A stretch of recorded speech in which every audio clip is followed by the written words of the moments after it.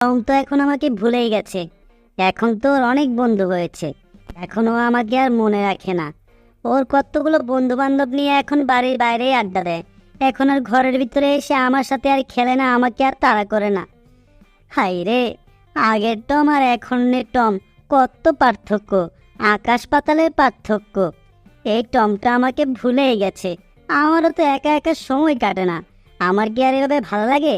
আগে কি মজা করে টমের সাথে শয়তানি করতাম, আর এখন এখন টমের তো কোনো খোঁজই নেই। ওর তো আমাকে সময় দিতে মনেই থাকে না। সময়ের পর সময় যায়, তবুও টমের সাথে আমার কোনো দেখা হয় না।